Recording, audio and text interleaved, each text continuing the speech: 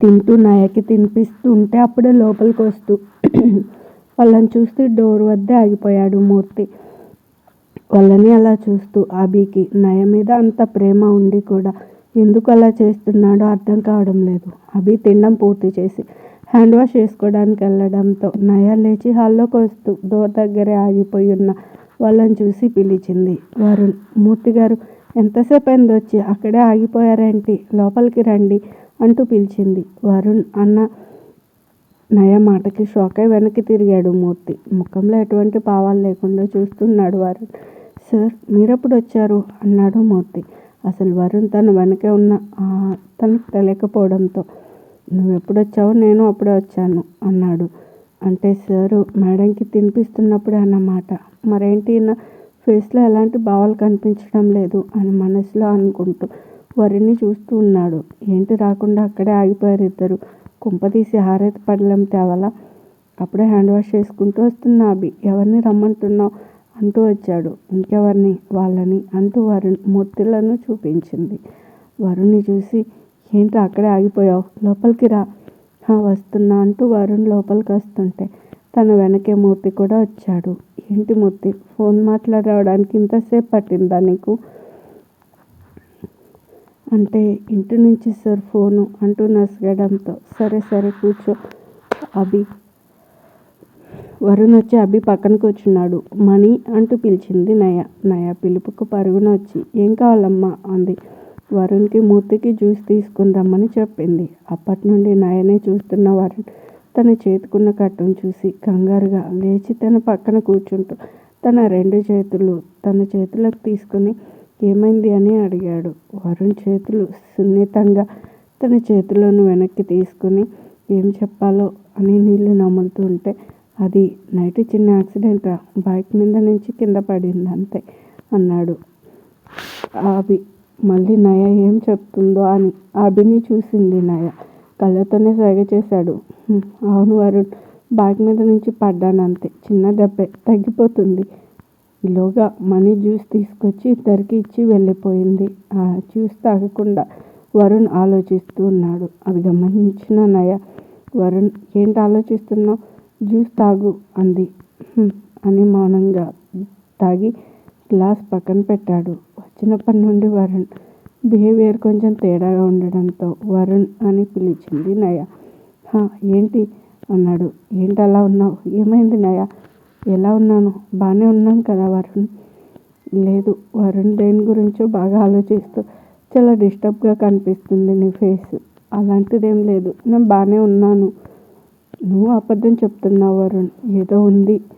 అబ్బా ఎన్నిసార్లు చెప్పాలి నీకు, ఏం లేదని, ఎందుకలా అడిగిందే గుచ్చి గుచ్చి అడుగుతావు అంటూ గట్టిగా అరిచాడు.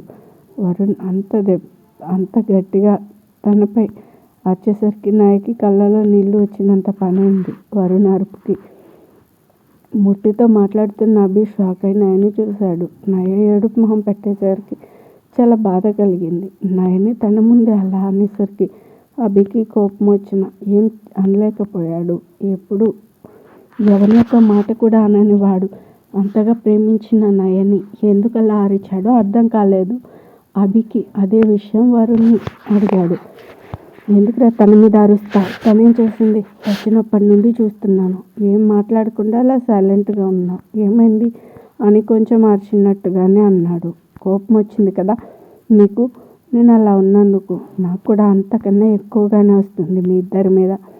నయ అభి ఒక్కరి ముఖం ఒకరు చూసుకున్నారు. అభికి మాత్రం నయని తను ప్రేమించిన విషయం ఎక్కడ తెలిసిందా అని టెన్షన్గా ఉంది. వరుణ్ మాటకి కొంచెం భయంగానే అడిగాడు. మేమేం చేశాంరా అని. ఏం చేశారా, వారం నుంచి ఫోన్ చేస్తున్నా ఇద్దరికి, ఒక్కరు కూడా లిఫ్ట్ చేయరు, మెసేజ్కి రెస్పాన్స్ ఉండదు. కానీ ఇంటికి వస్తే అయినా ఇద్దరి దర్శన భాగ్యం కలుగుతుందేమో అంటే అది లేదు. రోజు ఇంటికి వస్తున్నా కానీ ఎవరూ ఉండడం లేదు. రోజు ఎలాగైనా కలవాలి అని ఆఫీస్కి వెళ్తే తమరి ఇంటికి వెళ్ళారు అని చెప్పి ఇలా వచ్చాను. అసలు ఏమనుకుంటున్నారు ఇద్దరు, మీకు తప్ప మరెవరికి పని మీద ధ్యాస ఉండదనా? కనీసం ఫోన్ లిఫ్ట్ చేసి మాట్లాడలేనంతగా, మెసేజ్కి రిప్లై కూడా ఇవ్వలేనంతగా బిజీగా ఉన్నారా? కనీసం నయకి ఇలా జరిగింది అన్న విషయం కూడా చెప్పాలనిపించలేదా నీకు? తన కాబోయే భార్య, నాకు సంబంధించినంత వరకు తన రెస్పాన్సిబిలిటీస్ నాకు కూడా ఉంటుంది కదా. సారీ వరుణ్, అది కొత్త ప్రాజెక్ట్ వర్క్లో పడి చూసుకోలేదు. కావాలని మాత్రం చేసింది కాదు, అర్థం చేసుకో. నయ మౌనంగా కూర్చుంది. మిమ్మల్ని మేము అర్థం చేసుకోవాలి, మీకు మాత్రం వేరే వాళ్ళని అర్థం చేసుకునే టైం కానీ తీరిక కానీ ఉండదు, అంతే కదా. సారీ వరుణ్, కావాలని చేసింది కాదు, అర్థం చేసుకో. నువ్వు అలా సీరియస్గా ఉంటే అస్సలు చూడలేకపోతున్నాం. నీకు అసలు సూట్ కాలేదు ఆ సీరియస్నెస్, ఆ ఫేస్. ప్లీజ్ మా ఇద్దరిని క్షమించే అంటూ ముద్దుగా మాట్లాడుతూ అడుగుతుంది. తన క్యూట్ ఎక్స్ప్రెషన్స్కి వరుణ్ కోపం పోయింది. దాని ప్లేస్లో నవ్వు వచ్చిన నార్మల్ అయ్యాడు. నవ్వు వస్తే నవ్వచ్చు, అలా ఆపుకొని అవసరం లేదు. మేమేం అనుకోంలే ఏం మూర్తి గారు, అంతేగా. అదేంటి నన్ను అడుగుతుంది? ఏం చెప్పాలో తెలియక పొరగొక్కున్నాడు. వరుణ్కి నయతో మాట్లాడాలని ఉన్న అభిమూర్తి ఉండడంతో ఏం మాట్లాడలేకపోతూ ఉన్నాడు. వరుణ్ని మాట్లాడించిన అభి తనకి చెప్పడు అని అర్థం చేసుకుని అక్కడి నుండి వెళ్ళిపోయింది. అసలు మనం వచ్చిన పని ఏంటి, చేస్తున్న పని ఏంటి మూర్తి? ఏంటి నన్ను అడుగుతుంది? ఏం చెప్పాలో తెలియక బుర్రగొక్కున్నాడు. వరుణ్కి నయతో మాట్లాడాలన్న అభిమూర్తి ఉండడంతో ఏం మాట్లాడలేకపోతూ ఉన్నాడు. వరుణ్ని గమనించిన అభి తను అర్థం చేసుకుని అక్కడి నుండి వెళ్ళాలని, అసలు మనం వచ్చిన పని ఏంటి, చేస్తున్న పని ఏంటి మూర్తి? నేను మర్చిపోతే నువ్వు గుర్తు చేయకుండా అలా కూర్చుంటే ఎలా? అభి దేని గురించి మాట్లాడుతున్నాడు అర్థం కాక అయోమయంగా చూస్తున్నాడు మూర్తి. ఏమైంది అభి?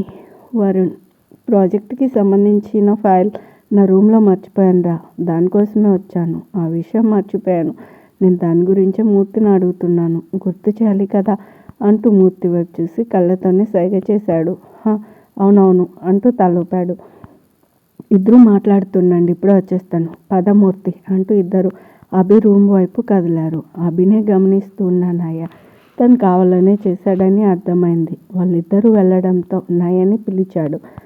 వరుణ్ తన చేతులకు తీసుకుని నిమురుతూ సారీ నయ అన్నాడు. తన చేతిని సున్నితంగా తన నుంచి విడిపించుకుని. దేనికి వరుణ్ అంది.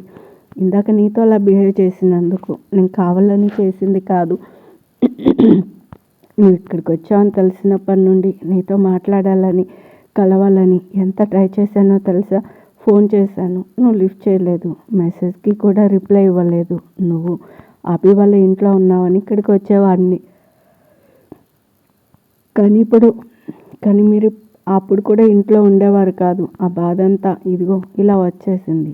ఇందులో నీ తప్పేం లేదు వరుణ్, నాదే తప్పు. నువ్వు ఫోన్ చేసినప్పుడు కనీసం లిఫ్ట్ చేసి ఉండాల్సింది. ఇకపై అలా జరగకుండా చూసుకుంటాను. అమ్మ నిన్ను చూడాలంటుంది నయ. నేను ఇంటికి తీసుకురమ్మని నన్ను చంపేస్తుంది. నీకు ఓకే అయితే ఇప్పుడు వెళ్దాం. ఏంటి ఇప్పుడా?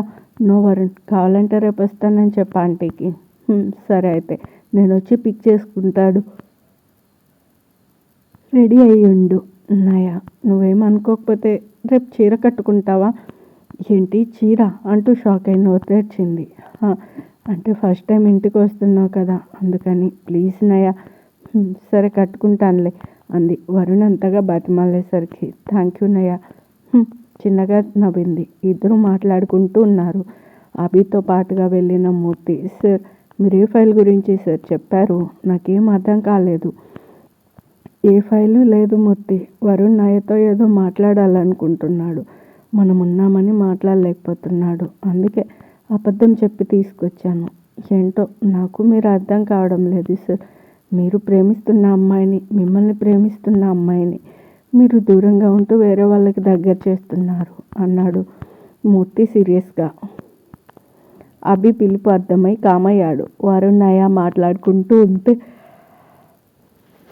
నయమ్మ అంటూ వచ్చింది మణి. మణి చెప్పు. మీరు మందులు వేసుకోవాలి అని టాబ్లెట్ చేతిలో పెట్టి వాటర్ చేతికి ఇచ్చింది. టాబ్లెట్ వేసుకుని వాటర్ తాగి గ్లాస్ మణి చేతికి ఇచ్చింది.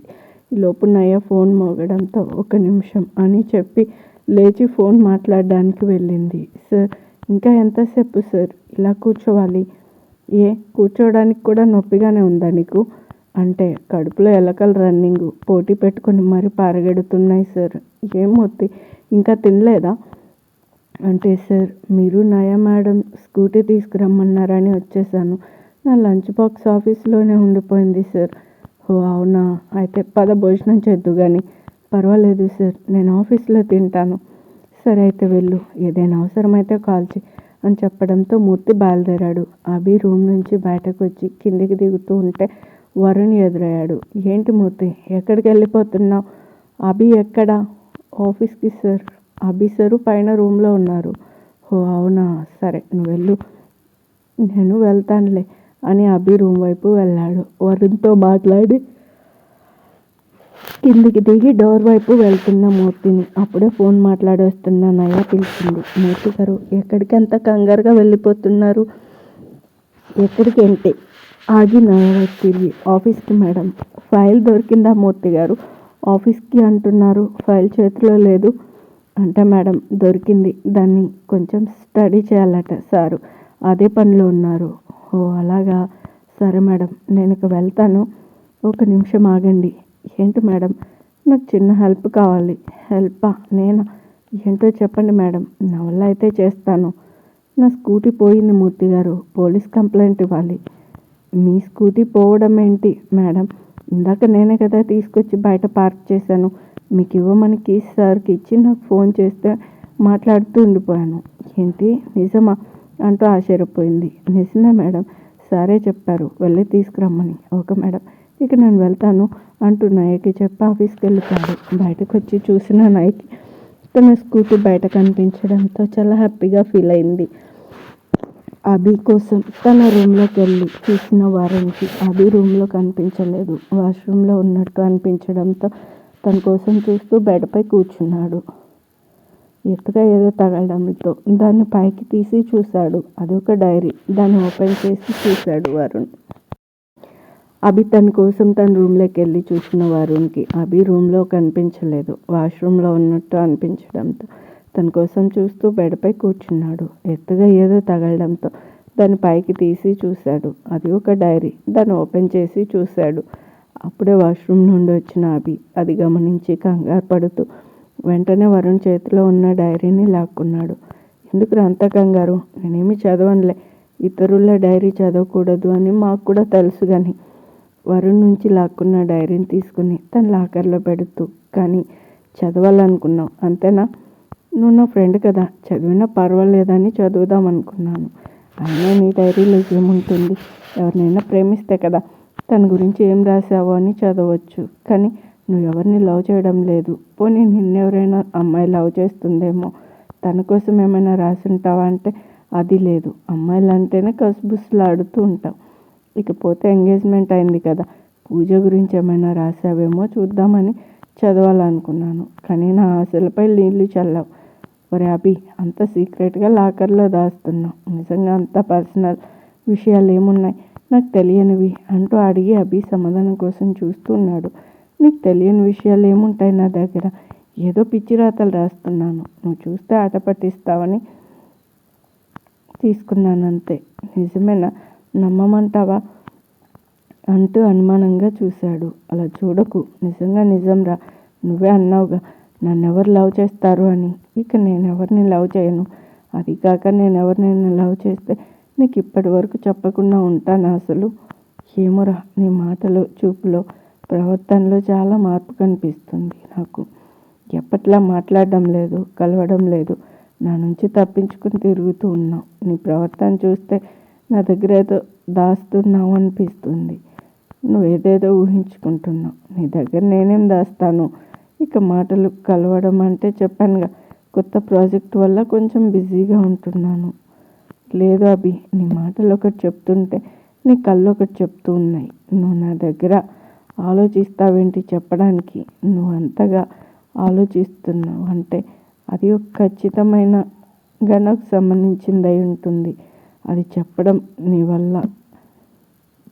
వల్ల నేను బాధపడతాను అనుకుంటే అది నీ మూర్ఖత్వమే అవుతుంది. ఎందుకంటే నీకన్నా నాకు ఏది ఎక్కువ కాదు. నేను బాధపడతానని ఆలోచిస్తూ నువ్వు నిన్ను బాధ పెట్టుకోవడం నేను చూడలేను అభి. ఏదైనా సరే నాతో చెప్పు. అసలు ఏం మాట్లాడుతున్నావు వరుణ్ నువ్వు? నేను బాధపడడం ఏంటి? నీ దగ్గర దాయడం ఏంటి? ఏదేదో అంటున్నావు, అలాంటిదేం లేదు. జస్ట్ స్టాప్ ఇట్ రా. ఎవరికి చెప్తున్నావు నువ్వు? నేను నీ ఫ్రెండ్ని రా. మనం ఇద్దరం చిన్నప్పటి నుండి కలిసి పెరిగాము. ఇద్దరం ఒకరినొకరు గురించి తెలియదా? నువ్వు ఎప్పుడు ఎలా ఉంటావో నాకు తెలీదా?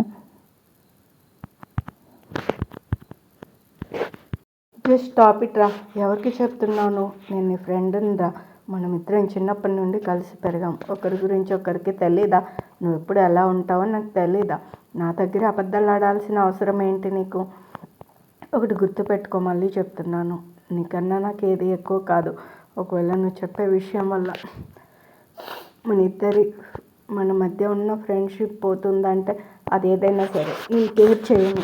వరుణ్ మాటలకు అవి ఏం మాట్లాడాలో కూడా తెలియడం లేదు. ఇప్పటికి కూడా నీకు చెప్పడం ఇష్టం లేదు కదా? సరే, నీ ఇష్టం. నీకు ఎప్పుడు చెప్పాలనిపిస్తుందో అప్పుడే చెప్పు. కానీ ఒక్క మాట, నువ్వు మాత్రం ఇలాగే ఉంటే నేను చూడలేను అంటూ అభితో అంటుంటే వచ్చింది నయ అక్కడికి. ఏం చేస్తున్నారు ఇద్దరు ఇక్కడ? నన్ను ఒక్కదాన్ని వదిలేసి మీ ఇద్దరు కబుర్లు చెప్పుకుంటున్నారా అంటూ గుర్రుగా చూసింది. నీకు అలా అనిపించిందా? ఏవో ఆఫీస్ విషయాలు డిస్కస్ చేసుకుంటున్నాం. అబ్బబ్బబ్బా, ఇక్కడ కూడా ఆఫీస్ విషయాలే. మీరు మారారు కదా. సరే పదండి కిందికి. మనీ కాఫీ పెట్టింది. అక్కడితో ఆ విషయం ఆగిపోవడంతో అమ్మయ్య అనుకుంటూ వాళ్ళతో నడిచాడు అభి. టాబ్లెట్స్ వేసుకున్నావా? కొంచెం కమాండింగ్గా అడిగాడు అభి. వేసుకున్నా. అయితే నీ రూమ్లోకి వెళ్ళి కొంచెం సేపు రెస్ట్ తీసుకోవచ్చుగా. ఇక్కడేం చేస్తున్నావు ఇంతసేపు? నువ్వు చెప్తావని ఆగాను. ఏంటి ఏమన్నావు? మార్నింగ్ నుండి రెస్ట్ తీసుకుంటూనే ఉన్నాను కదా అంటున్నా. అంతే అంటూ నోట్లో కొనుక్కుంది. వాళ్ళిద్దరిని చూసి వరుణ్ నవ్వుకున్నాడు. మనీ కాఫీ తీసుకురావడంతో కాఫీ కప్లు తీసుకుని తాగుతూ ఉన్నారు వరుణ్, అభి. నయ కప్ని తాగకుండా చూస్తూ ఉంది. అలా కాఫీ తాగుతున్న నయని చూసిన అభి, ఏంటి కాఫీ తాగకుండా అలా చూస్తున్నావు? తెలిసి కూడా ఎంత బాగా అడుగుతాడో చూడు మనసులో అనుకుంటూ చేతులు రెండు చూపించింది.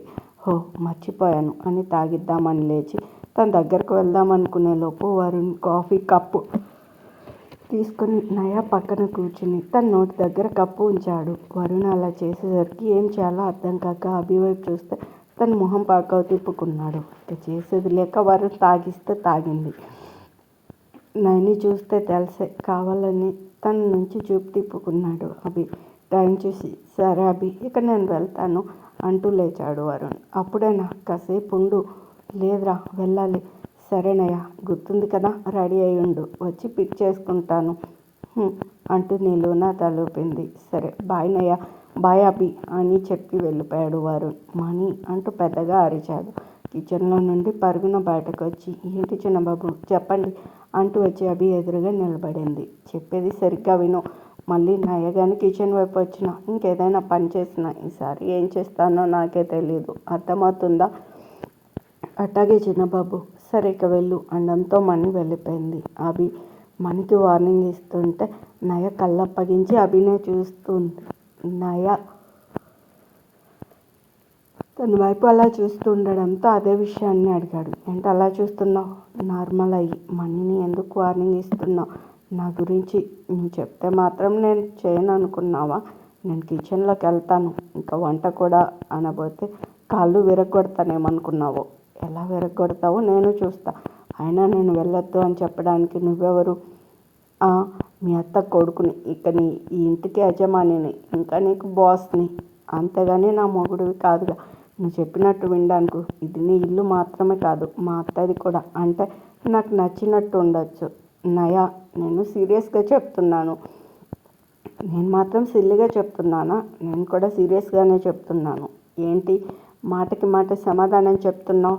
ఏమీ అన్నాను అనుకుంటున్నావా? అంత లేదు. నువ్వు మా అమ్మకి మేనకోడలివి. ఆయన నాకు మాత్రం నా దగ్గర పనిచేసే ఎంప్లాయీవే. హలో అభి గారు, ఇది ఆఫీస్ వరకు మాత్రమే. మీరు బాస్, నేను ఎంప్లాయ్. ఇక్కడ మాత్రం మనం బావామర్దలు, అది మీరు గుర్తుపెట్టుకోండి.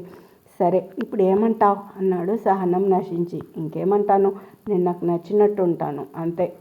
అది అలాగే ఉండు, మళ్ళీ చేయి నొప్పిగా ఉంది, ఆకలేస్తుంది, అన్నం తినిపించు, దాహం వేస్తుంది, వాటర్ తాగించు అంటూ రా, అప్పుడు చెప్తాను పని. అబ్బో, నువ్వు లేకపోతే ఇంకెవరు లేరు మరి నాకు తినిపించడానికి. తినిపించకపోతే పో, అంతగా కావాలంటే నాకు కాబోయే మొగుడు వరుణ్ వస్తాడు తినిపించడానికి అంటూ సాగదీస్తూ చెప్పింది. నయ అలా చెప్పడంతో అలా అనేసరికి అభి ఇంకేం మాట్లాడకుండా కార్ తీసుకొని బయటకు వెళ్ళిపోయాడు. అభిని ఉడికించాలి అని అన్న నయ అభి అలా వెళ్ళడంతో వెళ్ళు ఇంకా ఎన్ని రోజులు ఇలా ఉంటావో నేను చూస్తాను అనుకుంది. అభితో అలా అండమైతే అనింది కానీ అభి తనపై అంతా కేరింగ్ చూపిస్తూ ఉండడంతో తన మాటకు విలువ ఇస్తూ కిచెన్ వైపు వెళ్ళలేదు. సాయంత్రం కాస్త రాత్రి కావడంతో మనీ డిన్నర్ ప్రిపేర్ చేసి అన్ని డైనింగ్ టేబుల్పై సర్ది నయాకి మార్నింగ్ వస్తానని చెప్పి ఇంటికి వెళ్ళిపోయింది. టీవీ చూస్తున్న నయాకి ఆకలేయడంతో టైం చూసింది. 8 అవుతుంది. టీవీలో పడి తను ఒక్కదాన్నే ఉన్నాను అనే విషయం మర్చిపోయింది. అది ఇప్పుడు గుర్తొచ్చి భయం మొదలైంది. అప్పుడు అనగా వెళ్ళిన అభి ఇప్పటి వరకు రాకపోవడంతో ఆ భయం ఇంకా పెరిగింది. అసలు ఇంతసేపు ఏం చేస్తున్నాడు? ఇంట్లో ఒక్కదాన్ని ఉంటాను అని తెలీదా అనుకుంటూనే అభికి ఫోన్ చేసింది. ఫోన్ రింగ్ అవుతూ ఉంది. అప్పుడు చూసింది తనకు పక్కనే ఉన్న సోఫాలో అభి మొబైల్ కనిపించింది. ఏంటి ఫోన్ మర్చిపోయాడా అనుకుంటూ ఆఫీస్కే కదా వెళ్ళుంటాడు, ఆఫీస్కి ఫోన్ చేస్తే సరిపోతుంది కదా అని ఆఫీస్ నెంబర్కి డయల్ చేసింది. రింగ్ అవుతుంది కానీ ఎవరూ లిఫ్ట్ చేయడం లేదు. అలా చాలాసార్లు చేసి విసుగొచ్చి ఫోన్ పక్కన పడేసింది. అసలు ఏమైంది ఫోన్ లిఫ్ట్ చేయడం లేదు? ఇందాక నేను మాట్లాడిన దానికి ఫీల్ అయ్యాడా? అయినా ఎందుకన్నాయా నీకు అంత నోటి దూరేదా? అభి నీ మంచి కోసమే కదా చెప్పాడు. తనతో గొడవ పడకపోతే నీకు మనశ్శాంతిగా ఉండదు కదా. ఇప్పుడు చూడు ఏం జరిగిందో అని తనని తాను నిందించుకుంది. మూర్తి గారికి చేస్తే అభి ఎక్కడికి వెళ్ళాడో తెలుస్తుంది కదా అనుకుంటూ ఫోన్ తీసుకుని మూర్తికి చేసింది. హలో మేడం, చెప్పండి. మూర్తి గారు, బావ ఎక్కడున్నాడో మీకు తెలుసా?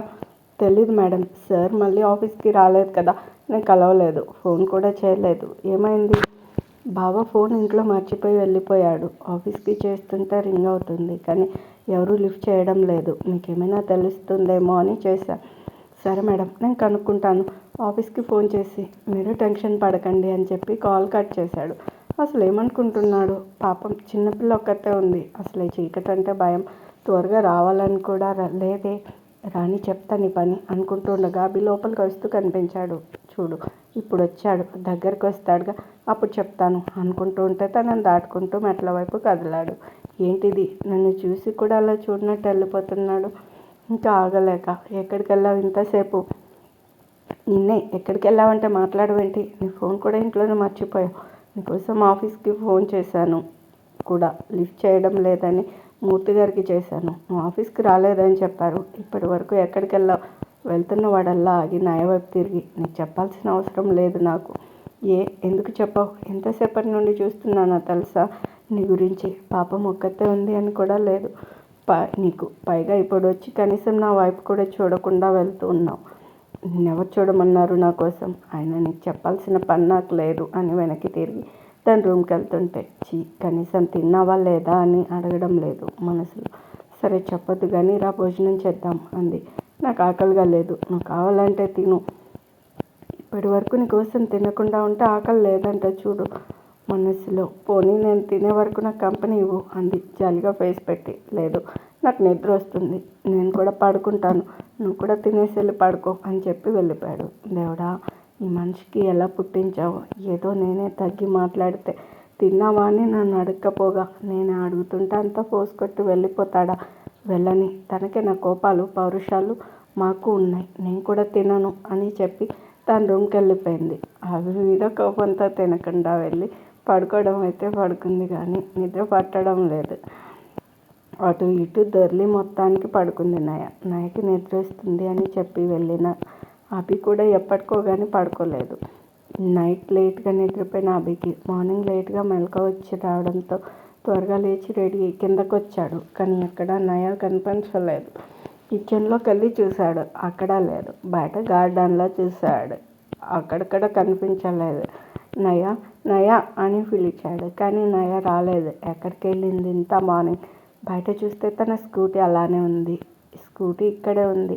మరి చెప్పకుండా ఎక్కడికి వెళ్ళి ఉంటుంది? కింద అన్ని రూమ్లు చూశాను కానీ పైన చూడలేదు కదా, ఇంకా తను లేవలేదేమో అనుకొని తన రూమ్ దగ్గరికి వెళ్ళాడు. వెళ్ళి నయా రూమ్ డోర్ ఓపెన్ చేసి చూశాడు.